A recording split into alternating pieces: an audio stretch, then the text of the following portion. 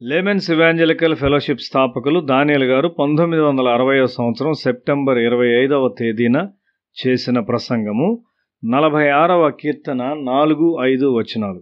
ఒక నది కలదు, దాని కాలువలు దేవుని పట్టణమును, సర్వోన్నతుని మందిరపు పరిశుద్ధ స్థలమును సంతోషపరుచున్నవి.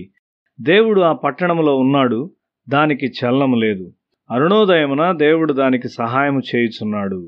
ఒక నది కలదు అని ఇక్కడ మనం చదువుతూ ఉన్నాము. నది ప్రవహించు నీటితో ఉంటుంది. నదీ పరివాహక ప్రాంతాలు సస్యశ్యామలముగా చేయబడి ఆనందాన్ని కలుగజేస్తాయి. దాని తీరముల మీద నగరాలు లేస్తాయి.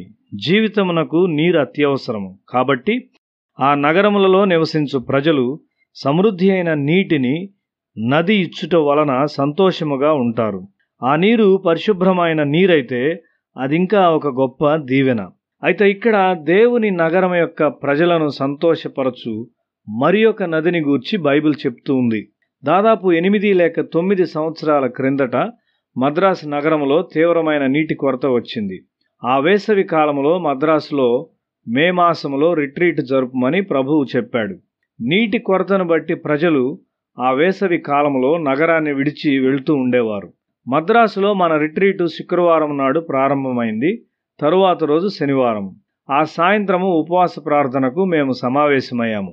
మా ఇతర భారములకు తోడు నీటి అవసరత కొరకు ప్రార్థించుటకు మేము నిశ్చయించాము. ఆ రాత్రి మేము ప్రార్థన ముగించిన సమయాన వర్షపు చుక్కలు పడుట మొదలైనది. అది ఎడతెగకుండా 3 రోజులు కురిసింది. అది 18 అంగుళముల వర్షపాతాన్ని నమోదు చేసింది. అది మే మాసములో మద్రాసులో ఒక రికార్డు స్థాయిలో కురిసిన వర్షపాతము. నగరమంతా సమృద్ధి అయిన నీరు సరఫరా చేయబడింది. దేవుడు ఈ విధంగా జవాబిచ్చాడు: మంచి నీటిని పంపు దేవుడు ఉన్నాడు. యెరూషలేము తగినంత నీరు లేని స్థలము. మందిరమునకు చాలా నీరు అవసరమైనది. పండుగల సమయాల్లో లక్షల మంది ప్రజలు వస్తూ ఉంటారు. నీటి అవసరత ఇంకా ఎక్కువగా ఉంటుంది. హిజ్కియా తన కాలంలో ఒక కందకాన్ని త్రవ్వించాడు. నగరమును శత్రువులు దాడి చేసినను నగరమునకు నీరు ఉండును గాని బయట ఉండు శత్రువులకు నీరు ఉండదు. వారు జాగ్రత్తగా నీటిని నిలువ చేశారు. దేవుని యొక్క నగరమును ఆనందింపజేయు ఒక నది ఉన్నది. అది ఎల్లప్పుడూ నీటితో నిండి ఉన్నది. దాని మూలం ఎక్కడున్నది? ప్రకటన 22 మొదటి వచనం. దేవుని యొక్కయు గొర్రెపిల్ల యొక్కయు సింహాసనమునొద్ద నుండి ఆ పట్టణపు రాజవీధి మధ్యను ప్రవహించుట ఆ దూత నాకు చూపెను. ఈ నది ఎక్కడ ప్రారంభమవుతూ ఉంది? అది దేవుని సింహాసనము నుండి ప్రారంభమవుతూ ఉంది. ఆ నది యేసు. ఈ నగరం యొక్క పౌరులు ఆత్మానుసారముగా జన్మించిన వారు. వారిలో కొంతమంది భూమి మీద ఉన్నారు, కొందరు పరలోకములో ఉన్నారు. మన కొరకు విరగగొట్టబడిన యేసు ఒక నదిగా ఉన్నాడు. యేసును ప్రేమించువారు ఆ నగరమునకు చెందినవారు. వారు ఏ సంఘమునకు చెందినవారైనను ఆ నగరమునకు చెందినవారు. ప్రభు యొక్క బూర మ్రోగినప్పుడు ఒక దినాన పైకి లేపబడతారు. నీవు ఆ నగరములో జీవించున్నట్లయితే నీవు దాన్ని ఎరిగి ఉంటావు.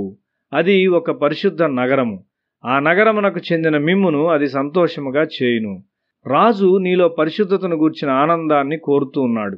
ఈ నదిలో తమను తాము శుభ్రపరచుకునేవారు ఆనందంగా ఉంటారు. ఈ నది పురాతన కాలముల్లో కూడా ప్రవహించినది. అబ్రహాము దాని నుండి త్రాగినాడు మరియు ప్రవక్తలు దాని నుండి త్రాగినారు. అది ప్రారంభము నుండి దేవునితో ఉన్నది. దేవునికి భయపడువారు ఈ సత్యాన్ని అంగీకరిస్తారు. ఈ నది నుండి నీ ఇంటి వరకు ప్రవహించుటకు నీవు ఒక కాలువను త్రవ్వగలవు. ఈ నది ద్వారా నీ ఇల్లు పరిశుద్ధపరచబడుతుంది. నదికి దగ్గరగా జీవించు వారిలో ఆత్మ ఫలము చూడబడును. వారి హృదయాల్లో మరియు గృహాల్లో గొప్ప సమాధానం ఉండును. ఈ నగరమునకు చెందిన వారెవరో దేవుడు ఎరిగి ఉన్నాడు. యేసు తిరిగి ఈ భూమి మీదకి వచ్చినప్పుడు వారు పైకి ఎత్తబడతారు.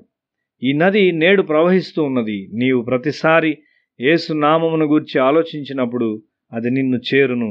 చెడ్డ తలంపులు నిన్ను పట్టుకొనుటకు ప్రయత్నించినప్పుడు యేసు నామమును వేడుకొనుము. ఆ పట్టు విరుగగొట్టబడును. ఈ నది నీ దగ్గరగా ప్రవహించుచున్నదా?